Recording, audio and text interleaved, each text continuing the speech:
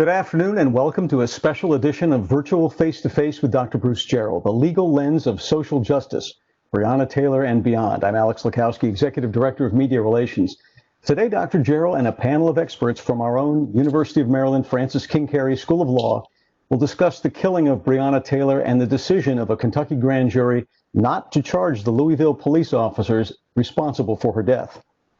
There are a lot of questions about what happened, but the basic facts of the incident are fairly well known. Just before 1 a.m. on March 13th, Louisville police, under the authority of a knock-and-announce warrant, battered down the door and entered the 26-year-old University of Louisville ER technician's apartment. They were looking for her ex-boyfriend and another man whom they believed used the apartment to receive packages filled with drugs. Fearing a home invasion, Taylor's then current boyfriend, Kenneth Walker, says he fired one warning shot. Police fired back 32 times. They missed Walker, but Breonna Taylor was hit 5 times and died soon after.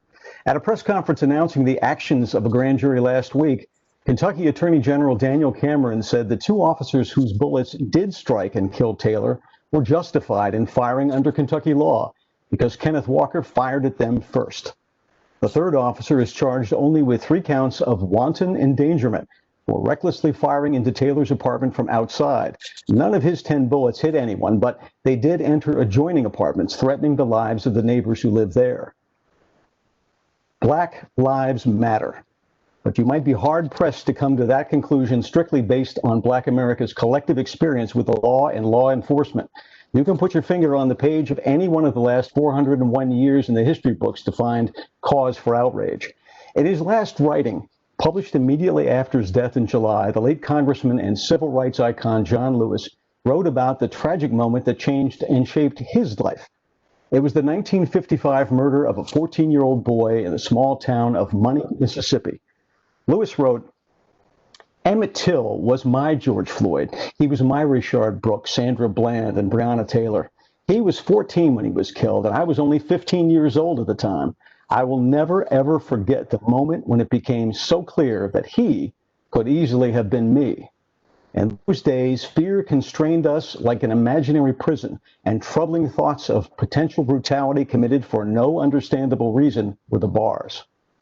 Till was abducted, beaten, and killed by 2 white men because they were angry that he had flirted with a white woman.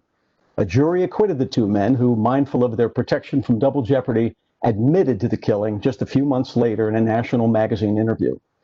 Outrage over Emmett Till and so many others before and after his death stoked fires that forged a movement. And with the efforts of people like John Lewis, eventually led to significant advances in civil rights, human rights in the U.S.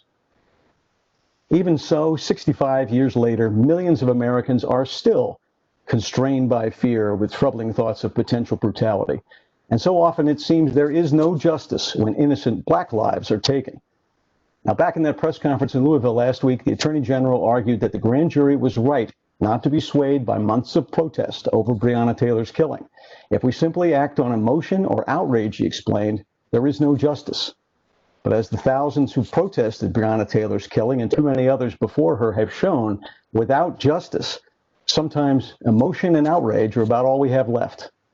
So how do concepts like reasonable use of force, self-defense, and qualified immunity factor into so many tragic situations like this? What will we learn from the grand jury transcripts that a judge has ordered released tomorrow? And what has to change in the law in order to restore confidence in fair and equitable treatment? Well, joining Dr. Jarrell today to help answer questions like that are David Gray. He's the Jacob A. France Professor of Law. Michael Pinard is the Francis and Harriet Eigelhart Professor of Law. He's also co-director of the Clinical Law Program. And Menka Sinha is Assistant Professor of Law. She joined us last year to restart our Criminal Defense Clinic. Welcome to you all. Now, let me remind everyone that this program is being recorded and will be posted on the UMB homepage, umaryland.edu.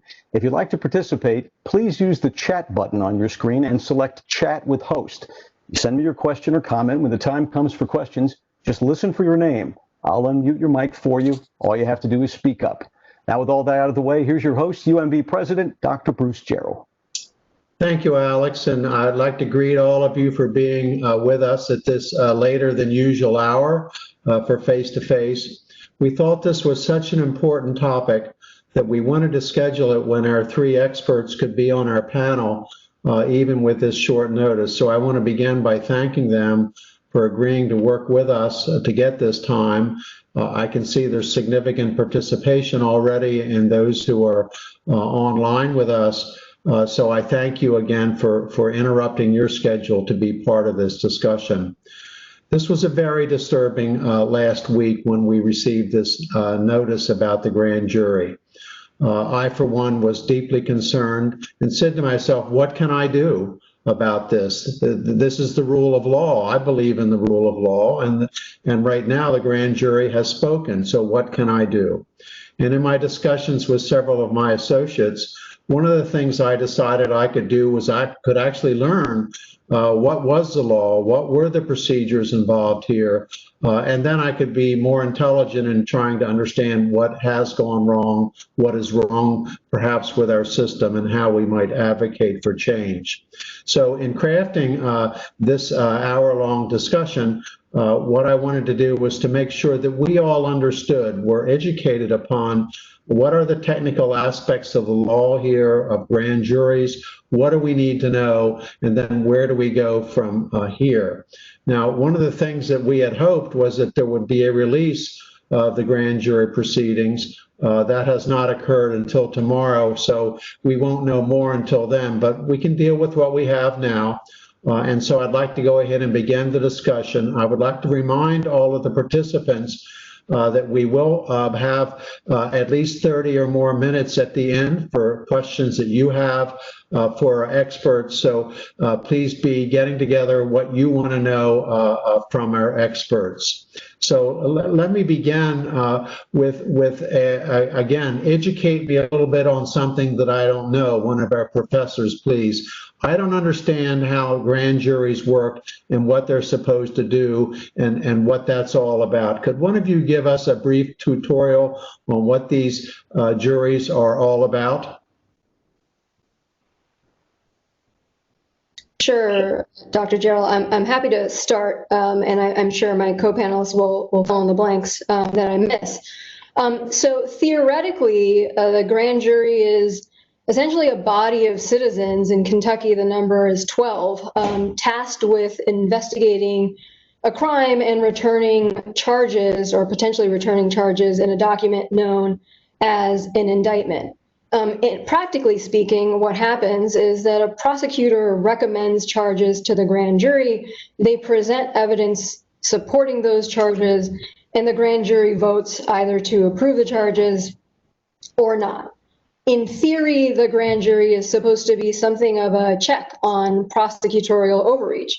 If I am legitimately being investigated for robbery and a prosecutor tries to charge me with murder, presumably a grand jury would vote to say, no, you cannot do that. The evidence doesn't support that. And it's theoretically there to ensure that there is some evidentiary basis behind charges that are eventually brought. In Kentucky, 9 out of 12 people need to vote to approve charges that are presented to it. And then if there's an indictment, that would go to a court for proceedings.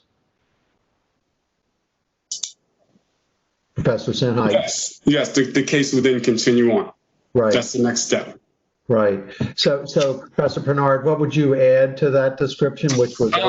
So first, I do want to say that Breonna Taylor, before she was killed, she was 26 years old. She was an EMT at 2 health facilities. She was studying to be a nurse. And I think it's always important that while we talk about how they died, that we talk a little bit about how they lived as well. So I just wanted to say that.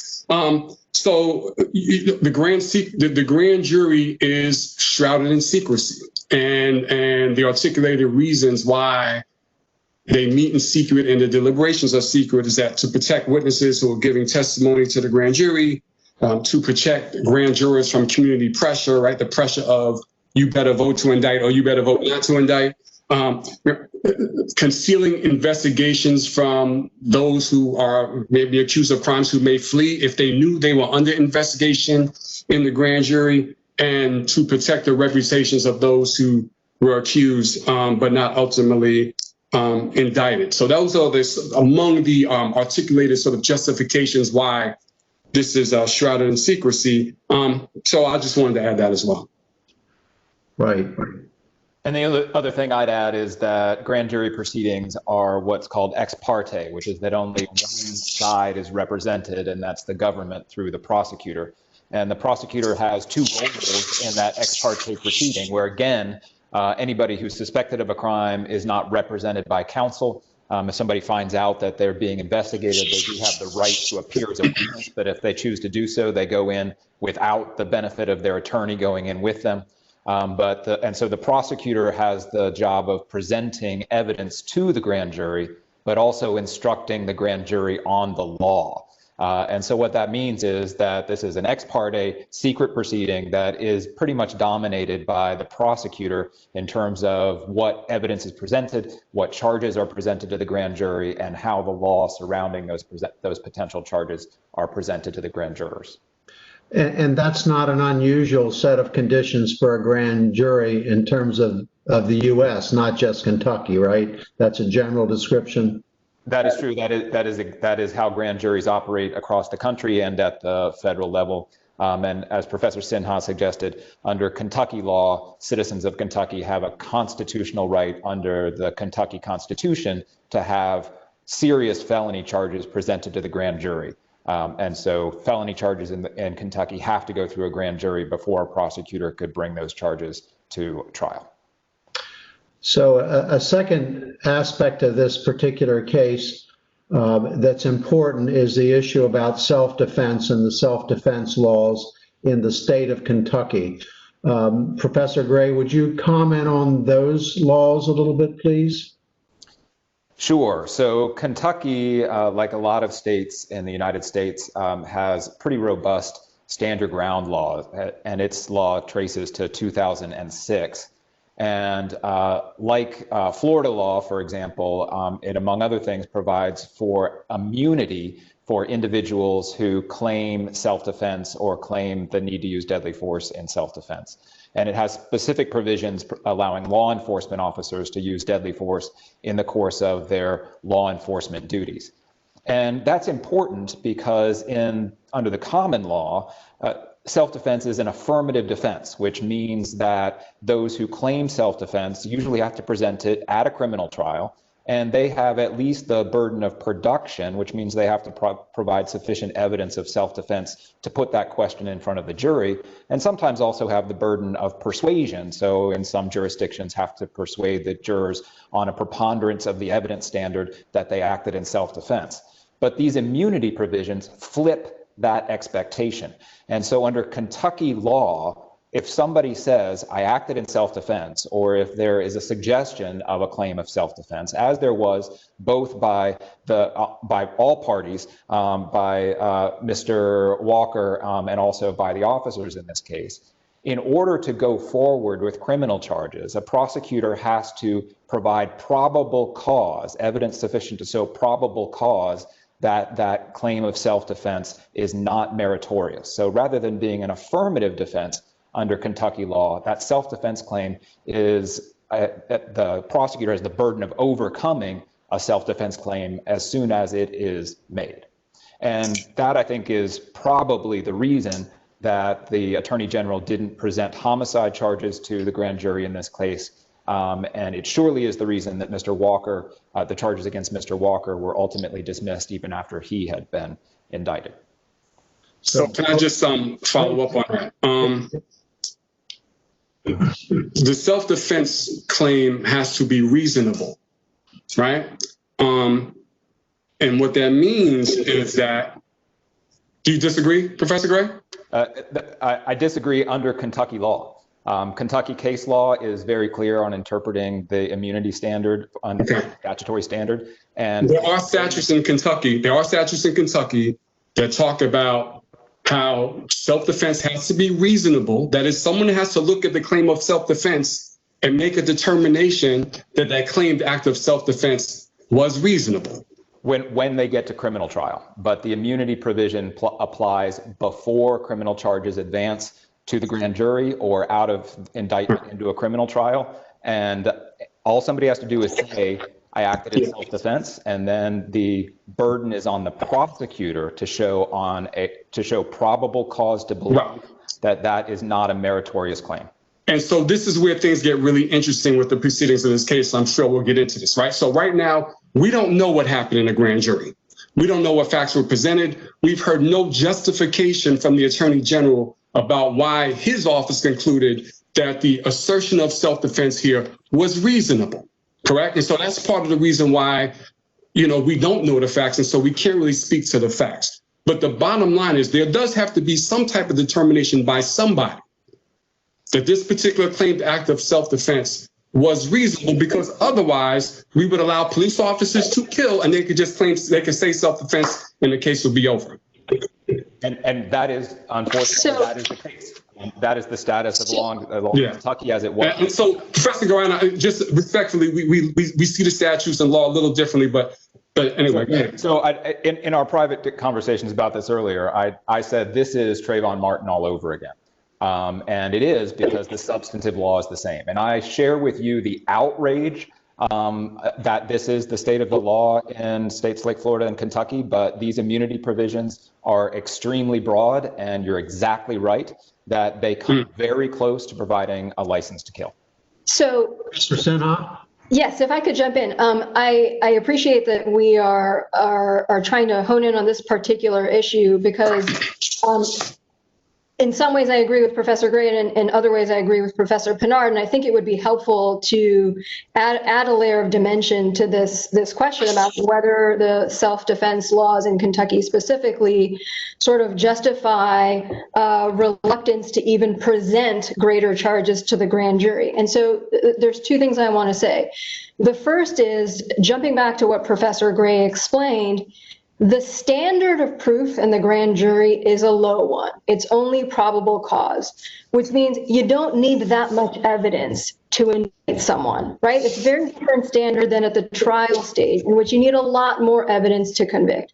So I certainly agree with Professor Gray on the fundamental point that Kentucky self-defense law is such that should the prosecutor want to prosecute for something like homicide, there's an uphill battle there. I agree with that. But one dimension we're missing is that under Kentucky law, the self-defense justification isn't available if your actions placed an innocent person in danger, right? And so you'll see that in some of the links you're going to get, and I can post it in a second. So there is actually a question of whether or not greater charges, whether they may be homicide or manslaughter, could have been brought to the jury, and whether that provision of Kentucky law, which disallows self-defense if you place an innocent person in danger through reckless or wanton conduct. And we don't know the answer to that, because that was not presented to the grand jury, even though the standard is so low at that stage. So I think that's an important dimension of Kentucky self-defense law that needs to sort of be mentioned. Okay, so I want to get to one other technical explanation. I know there's a lot of questions already, but there's a third area of this knock and announce warrant, no knock warrants. Professor Pinard, can you tell us what those are about, and so that we could understand what that is? Yeah, I mean, in many jurisdictions, there are different types of warrants you can get to execute a search or an arrest warrant, and a knock and announce. So usually, in most situations, when officers secure a warrant, right, to arrest a person or to seize property, right, they have to have, a certain level of they must meet a certain threshold to be able to secure the warrant. So in most cases, if an officer receives a warrant to go to a residence, right, to search for some type of evidence or to arrest someone, in most situations, they have to knock on the door and they have to announce their presence, okay? There is another type of warrant called a no-knock warrant, which in these particular sort of limited situations where they have sort of made out to a magistrate or judge's satisfaction that there is significant danger that the evidence would disappear by them knocking on the door, or them knocking would create some type of situation where a person is particularly susceptible to fleeing, in those situations, they can secure a no-knock warrant, which would literally allow them to go to a residence and like just barrel down a door, okay?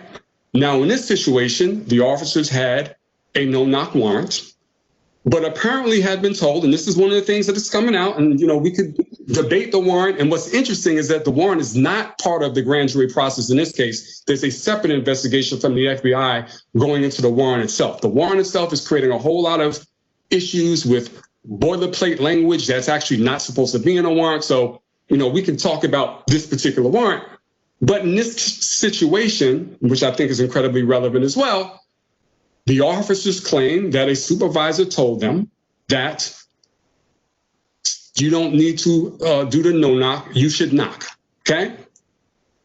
They claim they knocked on the door in this situation. Now, apparently there are 12 witnesses people who live in the apartment complex. It's a two-story apartment complex who said they never heard them announcing themselves. They never heard a knock.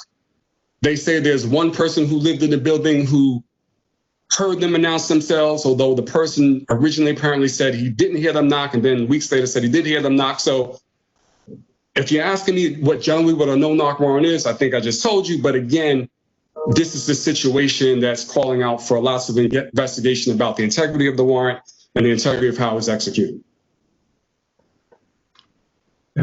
Professor Senhal-Gray, do you have anything to add to that description? I'll just add the same thing to this that I did to the grand jury, which is that warrant applications are also ex parte, which is to say that the only party represented before the judge is the government. And it's usually not even a government attorney. It's usually a police officer or an FBI agent who goes to the judge and presents them not only with an affidavit laying out the facts that they say provide grounds to show probable cause to believe that evidence would be found in the place to be searched at the time of the search, but they also usually come with a warrant already filled out, and the judge simply signs the warrant. And the warrant in this case is available. I put a link in the chat. It'll be distributed, I'm sure. And as Professor Pinard rightly pointed out, it seems like a pretty sloppy document. But one of the reasons that it is kind of a sloppy document is because there's no adversary on the other side putting people on the point of their burdens of persuasion or making sure that the document accurately reflects the claim of probable cause. And so in this particular warrant, there are two addresses that are at issue, and the bulk of the factual claims go to what appears to have been a drug distribution house. Very little mention of Ms. Taylor's home herself, but nevertheless, the warrant itself provides authority to search and seize as if her house were the drug house, and that's simply because the warrant application was boilerplate, as Professor Pinard rightly pointed out. Okay, Alex, we've got a lot of questions, so why don't I let you begin? Well, we sure do. It seems fitting that one of your students should have the first question, so I'm going to bring in Fasika Delesa. Fasika, are you there? Hi, yes. Can you hear me? Yes, go ahead. Okay, great. So how do we who believe in prison abolition reconcile this want Breonna Taylor with obviously our want for ending punitive practices generally?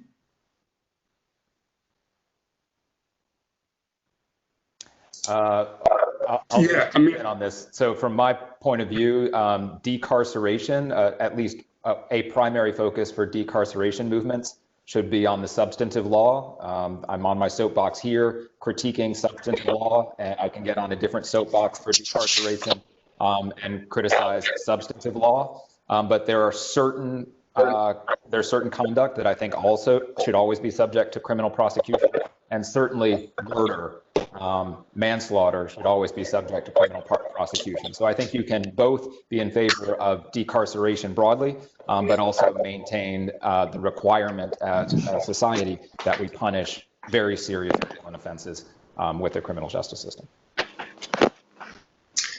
And what I would say is that, this is all part of a continuum, right? I mean, the movements you're talking about, and I'm sorry, I do hear a lot of noise in the background, so I don't know if everyone's muted, but, if what you're asking about is how do you sort of interrogate systems and call for reform or, abolition, then, wherever you fall in that, what you're trying to do is you're trying to collect, right, the stories of injustice that, it's all subjective, right? We all may sort of approach it in different ways, and you're using that to interrogate the very system itself.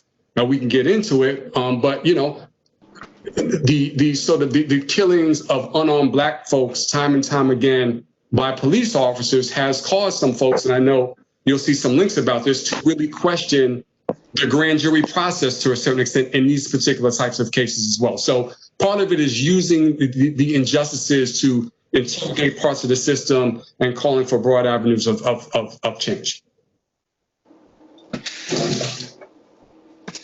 Alex? All right. Tamika Suber wants me to read her question for her. It may be a technical issue. She says people are saying that since her family received money, that clearly they would not have indicted anyone on criminal charges, but criminal charges and civil charges are not the same thing, and it shouldn't matter. Can you please speak on the differences in the types of court proceedings? I should note that there was a $12 million, and probably a record in Kentucky, a court settlement a few weeks ago. But if you can address that, she'd appreciate it. Anybody? I don't want to get into a foundational law school lecture, but we have sort of two courts. We have two legal systems. One is deals with private law. The other deals with public law.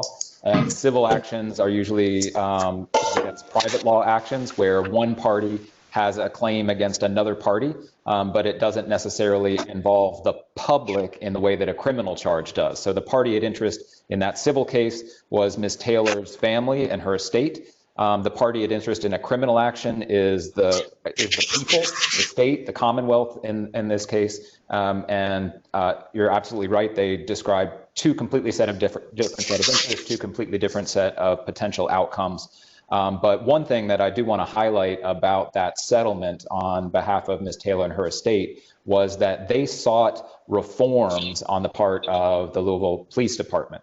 And that is not, there's very often a lot of resistance to those kinds of remedies in civil actions. And it was notable and noble for them to include those requests in their lawsuit, to make them a featured part of their settlement. I just applaud them for taking that public interest, even though this was technically a private law action. Okay, Alex, next question. All right, let's go to Juliet Dickerson. Juliet, are you there? Yes, hello.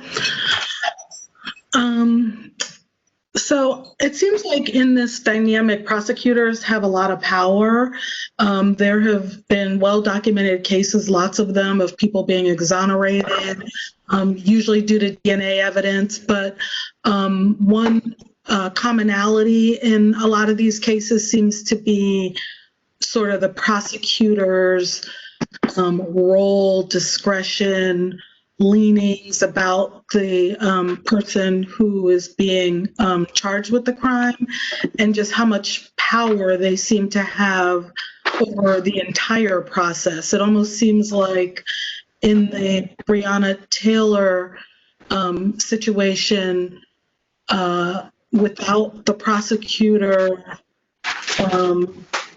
it seems like whatever the prosecutor's motives or decisions or thoughts were, that prevailed, and regardless of what lots of other people think about the case, that's where the power is. And I'm just interested to know why do prosecutors have so much power in general? Thank you. Professor Sinha, you want to take a stab at that one? Sure. I feel like I'm a little bit on my soapbox here as well, Julia. I've been a defense attorney for my entire career, so I've been struggling with the question of why prosecutors have so much power for the entirety of that time. And so I think the fundamental answer to that question comes down to the theoretical role of prosecutors to achieve justice. Theoretically, a prosecutor is there to seek justice and not a conviction. And as a result of that theoretical rationale, loads and loads and loads of power, as you have just described, have been laid into their hands. And this just harkens back to the conversation we were having at the beginning, where professors and Pinard and Gray were talking about how the prosecutor has almost entire control over the entire grand jury process. They choose what to recommend. They choose what evidence to bring or to not bring, what witnesses to present, which witnesses not to present. And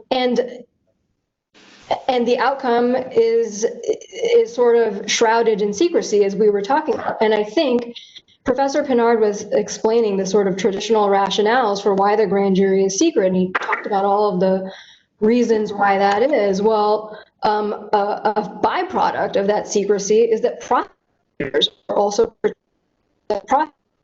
their decisions, their choice of what to present and what not to present is insulated from scrutiny, and the jurors, the grand jurors, rely entirely on the prosecutors to explain to them the law, self-defense, all the things that we were talking about. And I think it's incumbent on me to say that this is not the only choice a prosecutor could make in this case. We don't know what the result of other choices would have been, but when you combine all the things we've been talking about with respect to the standard and with respect to the nuances of the self-defense law, a prosecutor could easily have presented charges ranging from homicide to manslaughter to a grand jury, and they might have indicted. We don't know if they would or they wouldn't have, because that didn't happen. But because of their power, exactly as you described it, we don't know the answer to that question. I think that, one last thing before we move to another question, I think it's important to not talk around the issue that Alex sort of started the conversation off with, which is Black Lives Matter. And as we were, me and my co-panelists were preparing for this conversation, I said to them, if one of my clients who have been predominantly Black people, overarchingly people of color, was shot at a single time and responded with the type of gunfire that we saw in this case, I feel supremely confident that an indictment could have been returned on much greater charges than were in this case. And the prosecutor's choices play a role in that. Can I please follow up on that? This conversation again about prosecutorial power and a grand jury is really interesting in this context, right? Because Kenneth Walker, who's Breonna Taylor's boyfriend, was indicted right away. Okay, right away. All right. He sat with that indictment for 2 months before his attorney made a motion to dismiss that indictment. That's why that indictment was dismissed.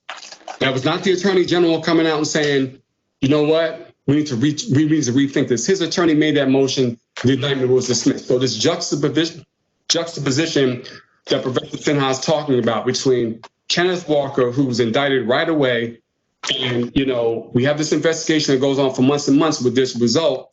I agree 100% that, and again, just me reading facts that are available, in the press, right, creates lots of questions about the actions of these officers shooting up this apartment and the apartment next to it 30 times, okay?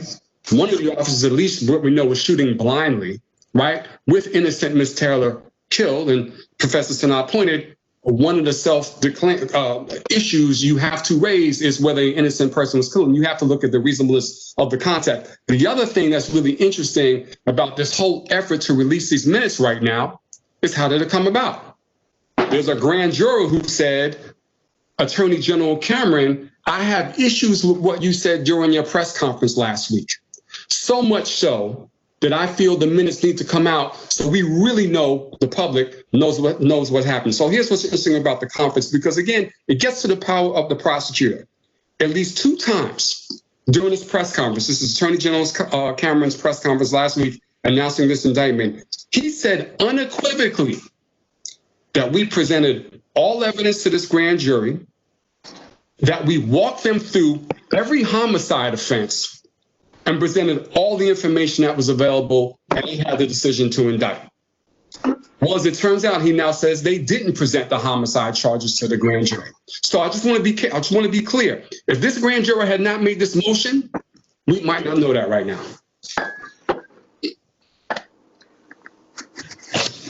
And I'll just add that the racial disparities in outcome that Professor Sinha talked about, that's not an accident.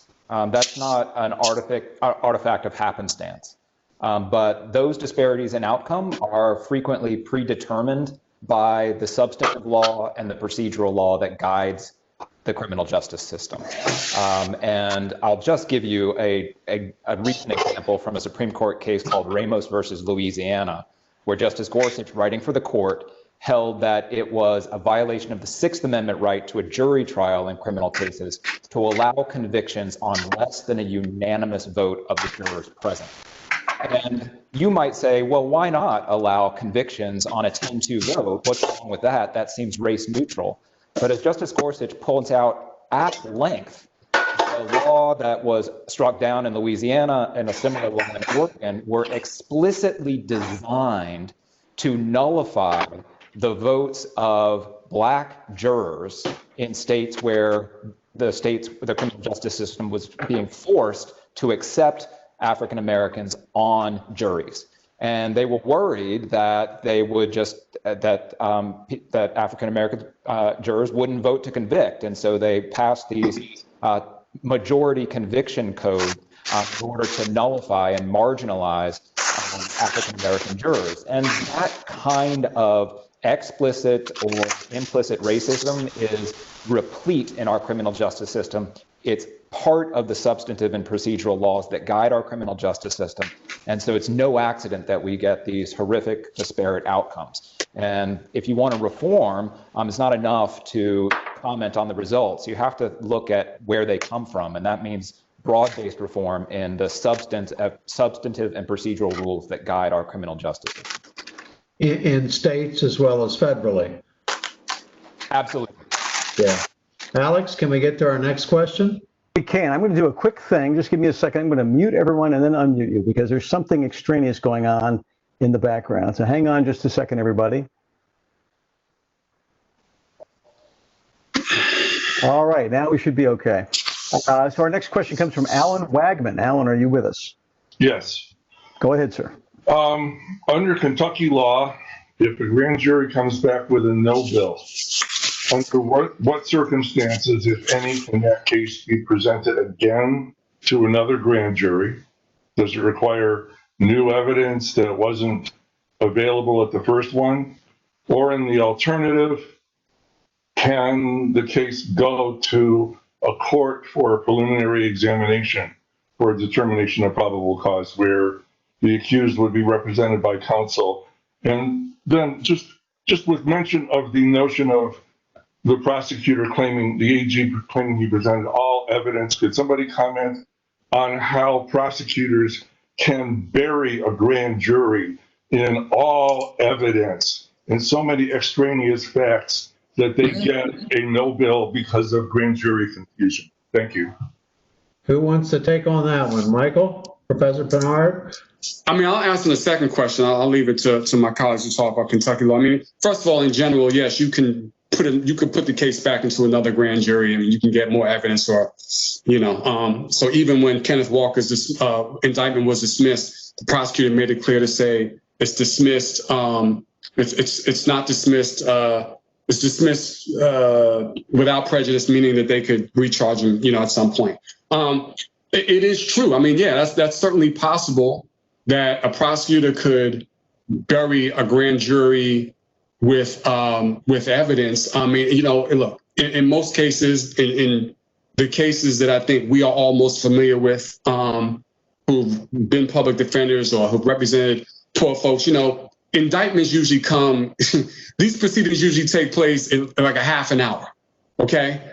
Grand jurors are sit for a time when they may be hearing, 15 cases a week. I mean, these are things that happen in rapid succession. That's how easy it is in most cases, the overwhelming amount of cases to secure an indictment. what is interesting, and we're seeing this interesting pattern, I can't speak about here because we've yet to see the grand jury minutes yet, but certainly in Ferguson, right, the prosecutor did essentially what you're talking about, said, I'm going to give everything to this grand jury and let them sort it out. That's really not what prosecutors do, right, in the normal course of things. And so even in this case, when we're talking about, and again, the grand jury is basically saying, Attorney General Cameron, you're trying to use us to shield your accountability, right, in this case, which is why it's going to be interesting to look at the minutes, because you do want to see the robustness of the evidence that was presented. You want to see, who testified on the grand jury. You want to see to what extent the Attorney General's office cross-examined witnesses. So, yeah, it certainly can be a strategy for prosecutors to dump everything to the grand jury. I don't really know how often that happens, but certainly that was one of the criticisms of the grand jury in the Ferguson matter. Darren Wilson was the officer in that case. Professor Sinha? In terms of the Kentucky law question, I agree with Professor Pinard. There's no reason that they couldn't reconvene a new grand jury and recommend additional charges. I don't know Kentucky criminal procedure well enough to know if there are particular charges after a grand jury has been presented them, whether or not you can proceed via preliminary hearing. There are charges for which a grand jury indictment is required, including homicide and similar charges of that vein. There may be others in which you can proceed in that way. I don't know Kentucky criminal procedure that well to be able to answer that one, unfortunately. I'm just reading the criminal procedure law itself, and it says failure of a grand jury to return an indictment against a defendant does not prevent any charge against such defendant from being submitted to another grand jury.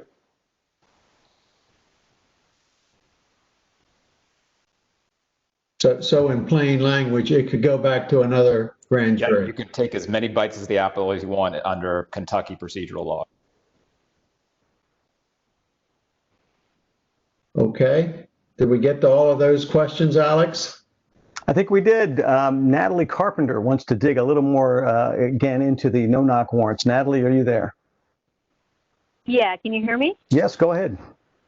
So I appreciate the concern and the focus on prosecutorial discretion, but if our goal is to change the way that law enforcement interacts with certain communities, it seems like you have to take both a bottoms-up and a tops-down approach. And both Professor Bernard and Professor Gray spoke to this to some degree. Law enforcement discretion on the front end is critical, right? And so all of the biases and everything that can come out that the Fourth Amendment's been chipped away at, and you can have all of these pretextual sort of intent and all that kind of stuff. And Professor Gray, you spoke about the warrant requests being sloppy as a result of kind of the way that they're, the way that procedurally they happen, ex parte and all that. How do we rein that back in and create a higher standard for that process so that the people who are the least informed about the law and yet the front end deciders of who gets who they pick up, essentially, who's getting arrested, how do we resolve those things and help these boots on the ground sort of people make better choices?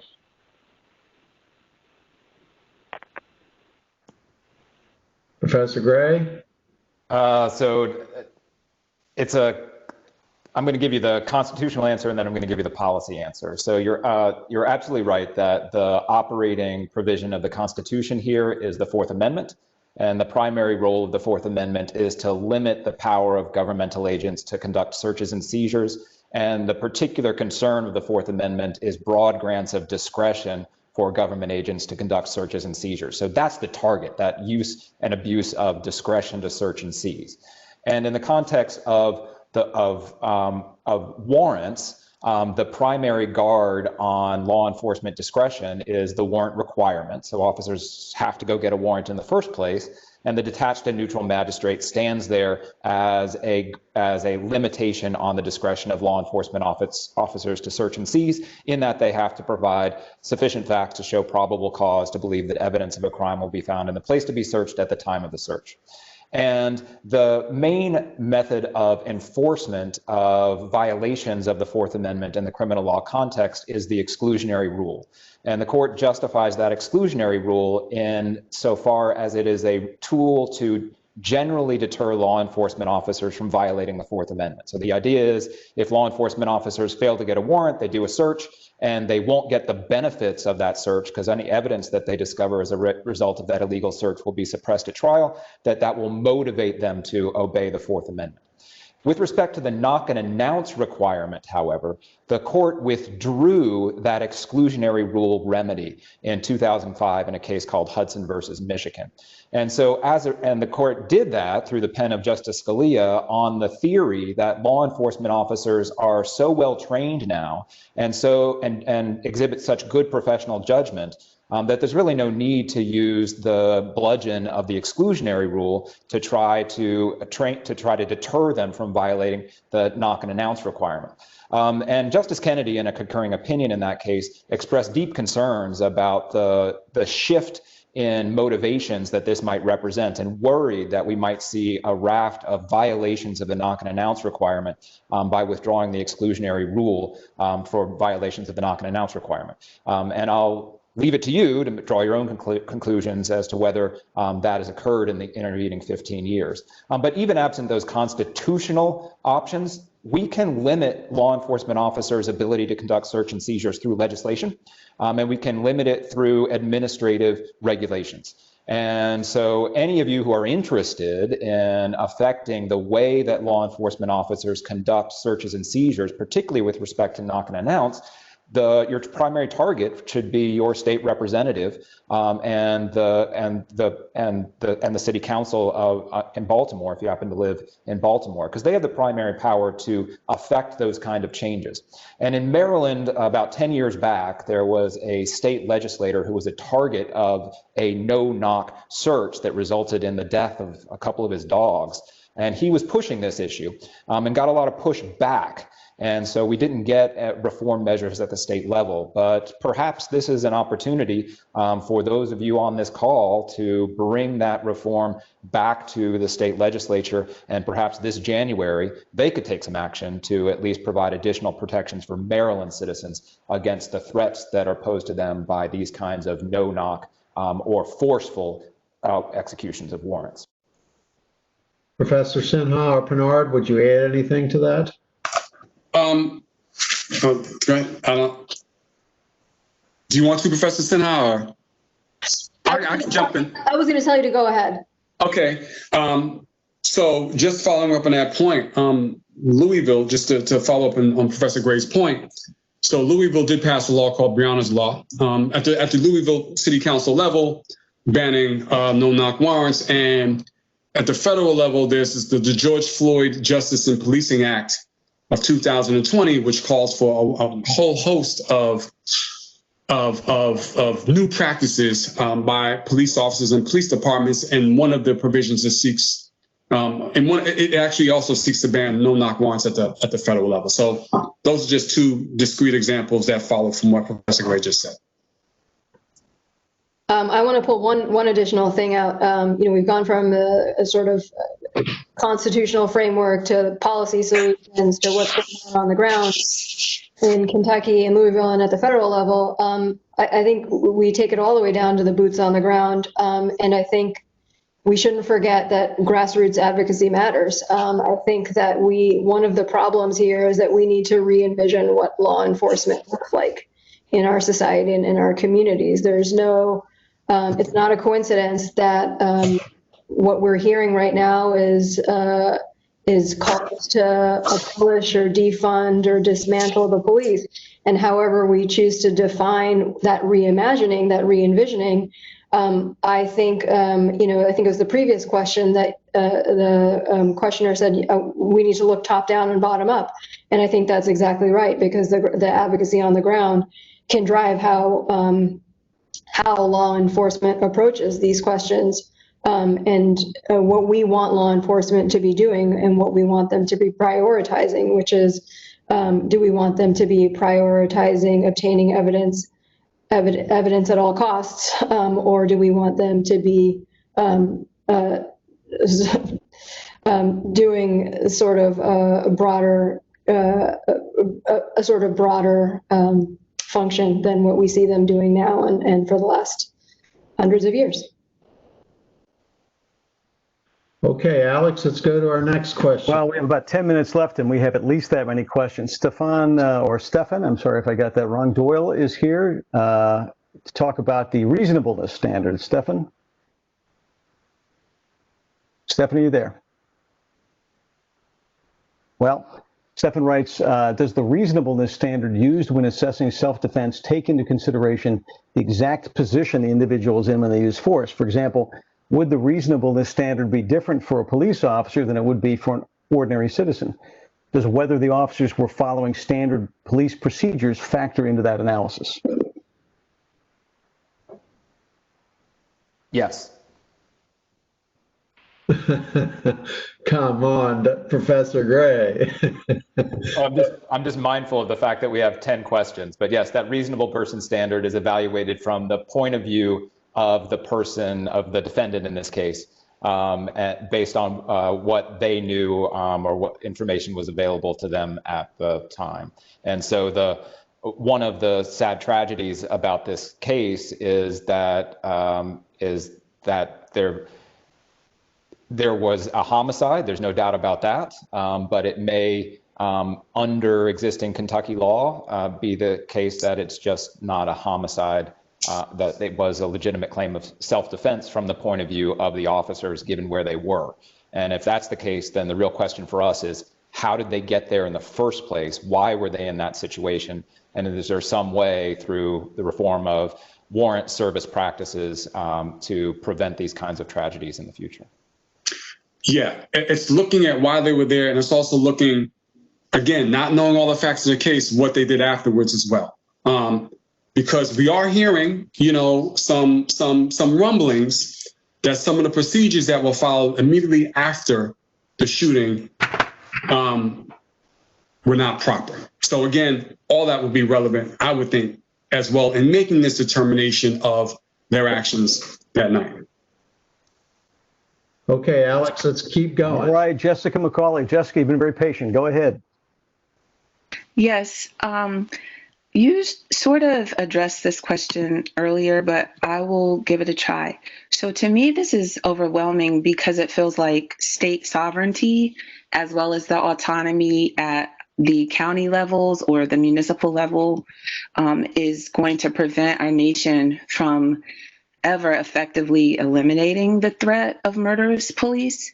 So I heard a little discussion about some legislation, but my question was, how has the federal government or the Supreme Court addressed this? And I know you said the Floyd Act and the Breonna law, but is there a push to say, let's kind of take this out of the hands of individual states and municipalities, because it just feels like we're constantly putting out fires, and that we should have an overarching protection, sort of like the Civil Rights Act or the Americans with Disabilities Act, something that protects people and doesn't leave them vulnerable to whatever their local government or state is deciding to do to handle this.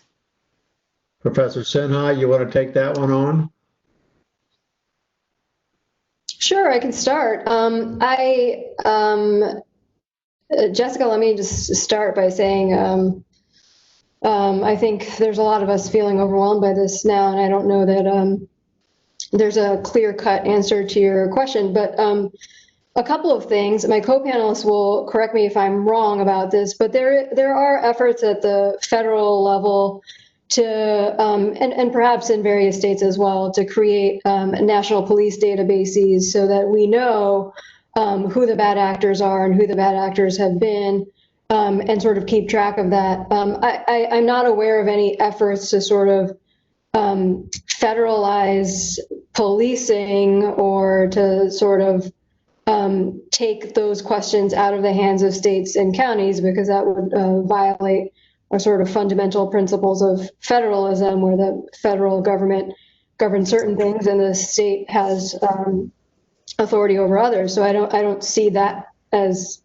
happening. And so I don't know that there's sort of a comprehensive approach similar to the one you're describing. I think there are some what I would describe as small scale efforts at the federal level to start to address this problem.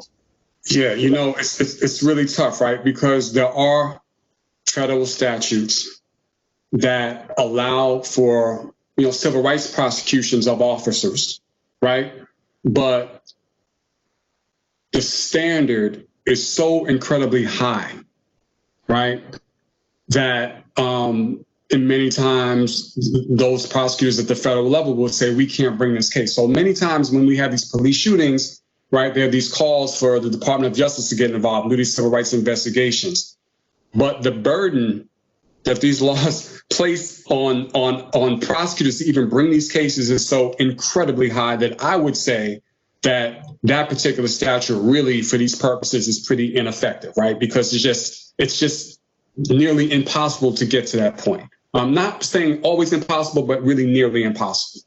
So even if your question is, you know, federal laws, then you'd have to look at, you know, let's put it like this. The laws are always going to defer to law enforcement.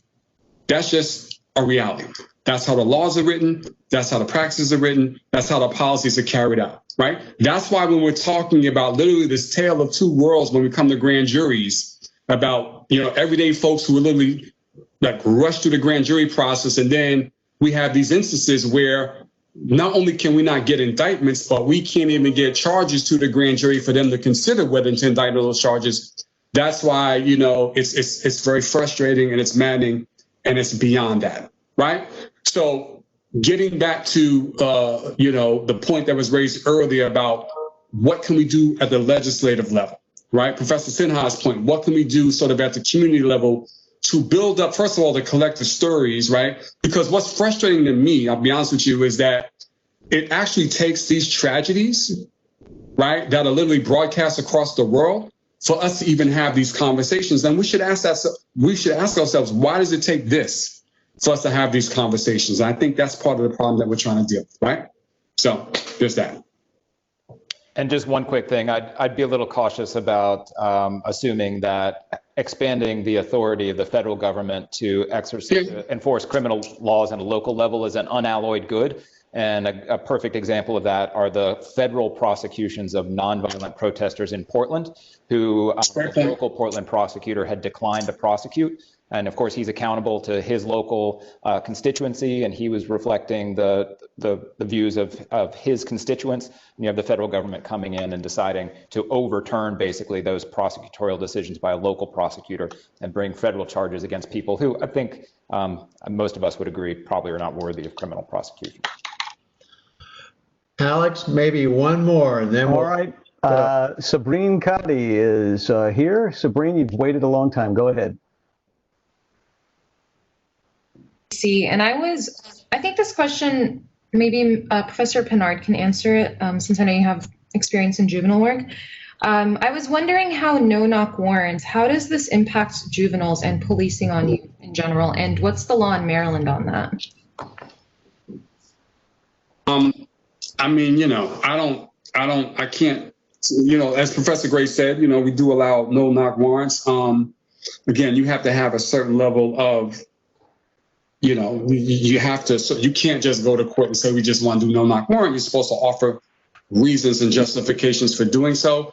I can't, I'm going to have to plead ignorance in terms of the application of that to juveniles. But what I will say about no-knock warrants in general is, you know, think about what they allow officers to do and think about what happened in this case if the facts even bear it out, right? They allow, again, officers to come to your door and bust through your door, right, at whatever time of day, and, you know, with no notice to you that that's about to happen, okay? And one of the things in this case that folks have been talking about is, imagine being asleep at, you know, midnight, and all of a sudden you have 3 people who bust in your door.